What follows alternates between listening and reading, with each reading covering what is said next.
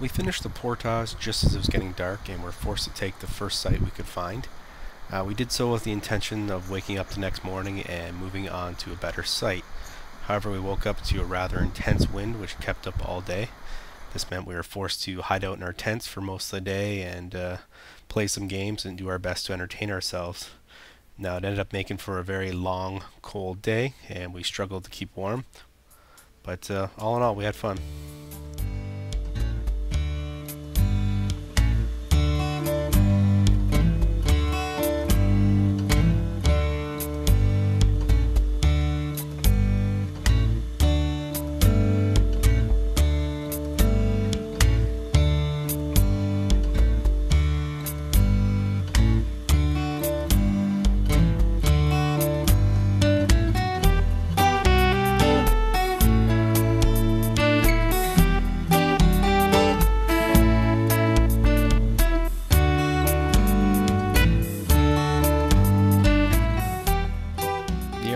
Up to the thunderbox was a complete mess, and if you managed to make your way through the muck and open up the lid, you're greeted by a swarm of mosquitoes. So we had to make some other arrangements that day.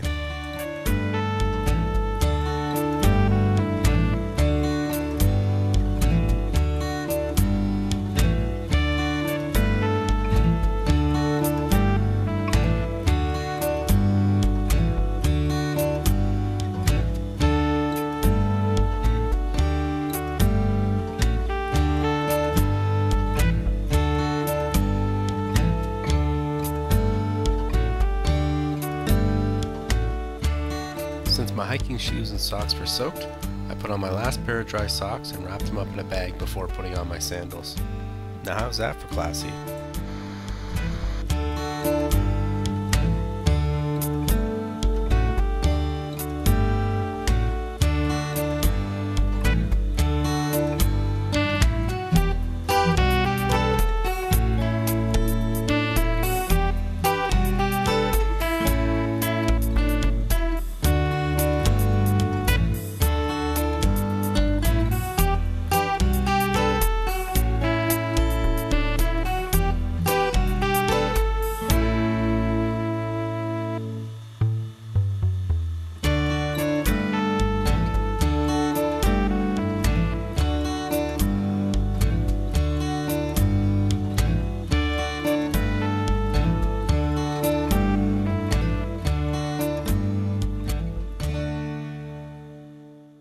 Unfortunately, day 4 was another windy day.